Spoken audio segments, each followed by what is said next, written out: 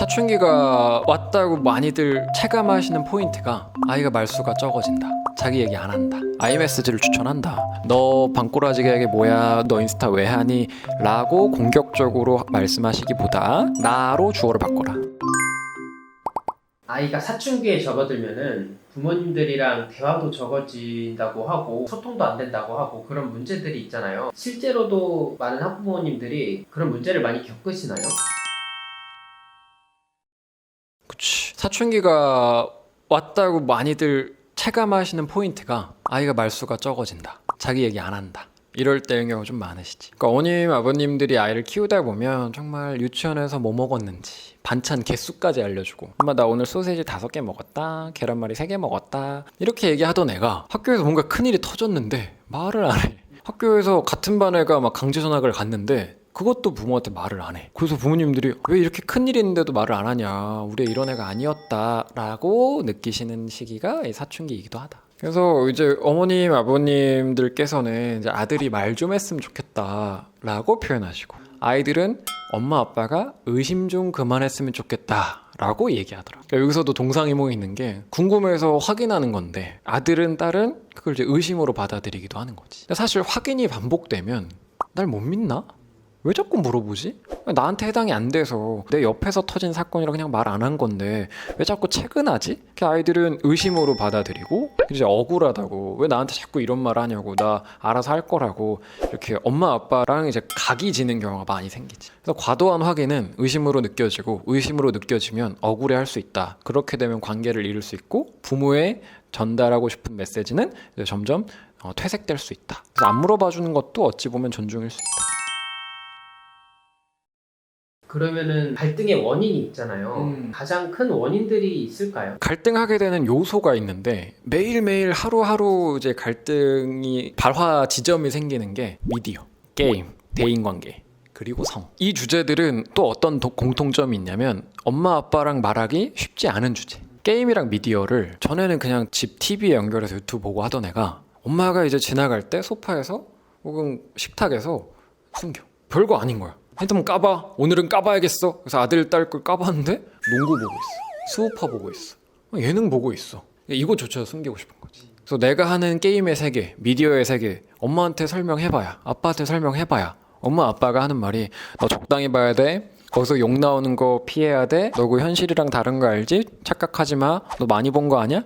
이렇게 좀 부분적인 결론으로 많이 도달하는 경우가 있으니까 숨기게 되지. 사실 엄마의 역할, 아빠의 역할을 좀 과도하게 선각자처럼, 마스터처럼 기준점 만드는 좀 분위기가 있는 것 같은데, 솔직히 인정해야 돼요. 엄마 아빠는 아이들의 미디어 세계와 또래 문화 세계를 다 알진 못해. 그래서 아이한테 질문하고 아이가 반응했을 때, 자기 얘기를 해줬을 때 엄마가, 아빠가 그러니까 이건 조심하라고 라고 꼭 교훈적으로 마무리 안 해도 돼. 근데 자꾸 그 역할을 하려고 하시면 아들은, 딸은 계속 배워야 되는 학습자이고 설명해야 되고, 입장이 수세에 몰린다고 느껴지는 경우가 많지. 예를 들면 오랜만에 이제 부모님 집에 갔는데 내가 거실에서 주식을 확인하고 있어. 근데 막 파란색 떠 있고 막 빨간색 떠 있고 해. 근데 엄마 아빠가 이걸 지나가다 봤어. 그럼 거기서 뭐라 설명해?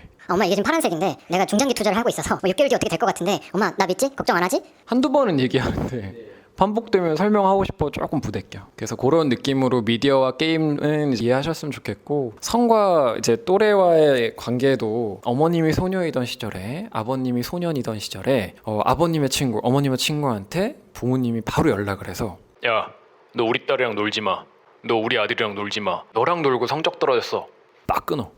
이거는 거의 선전포고잖아. 내 대인관계를 다, 내 세계관을 다 끊어버리겠다, 부셔버리겠다라는 선전포고에 가깝잖아. 굉장히 큰 상처를 받잖아.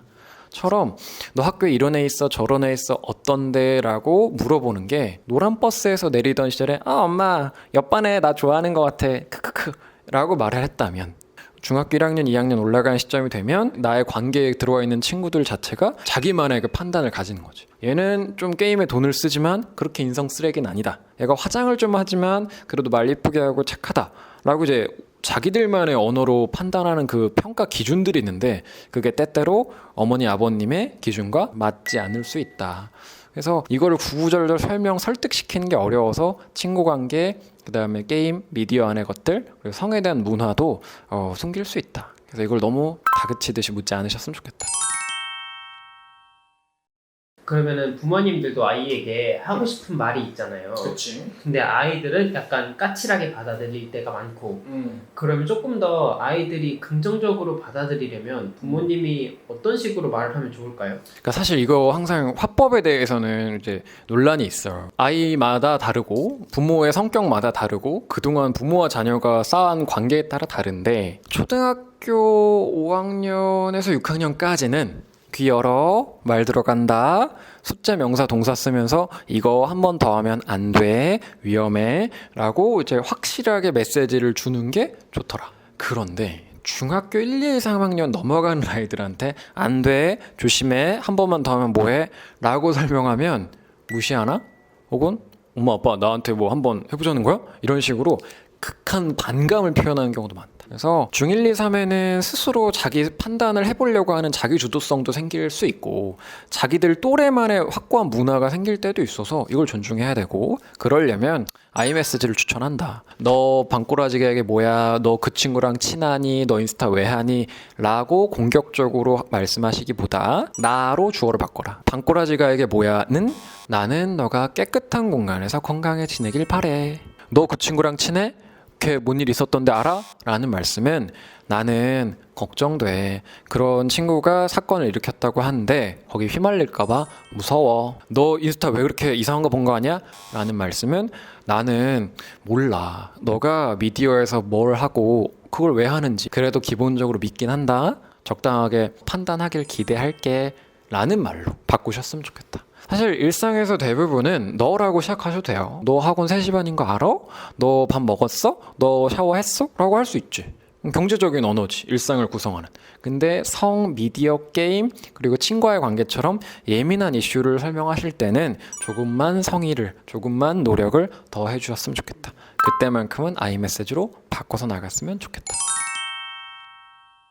아이들도 이거를 좀 이해했으면 좋겠는데 확인하고 싶고 체크하고 싶은 부모는 없다. 그러니까 너를 그만큼 사랑한다는 뜻인데 걱정한다는 뜻인데 그걸 이제 불쾌하게만 들을 필요는 없다.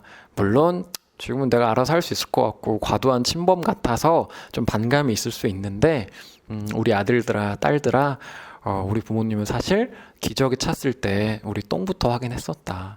그렇게 확인하고 유치원에서 맡고 온 거 아닌가 초등학교 선생님 잘해주시나를 확인하는 게 부모의 기능, 역량, 의무라고까지 생각하는 경우가 많다. 엄마는 그래야만 아빠는 그래야만 하는 것 같다는 생각이 다시 말하면 책임감이기도 하다. 좀 리스펙스럽지 않니? 좀 안쓰럽기도 하지 않니? 엄마는 엄마 인생, 아빠는 아빠 인생 언제 살아? 그래서 엄마 아빠가 그동안 확인하고 이런저런 말 해주셨던 거는 사실 그런 애달른 마음인 거니까 조금 이해해 주셨으면 좋겠어요. 우리 아들들, 딸들도.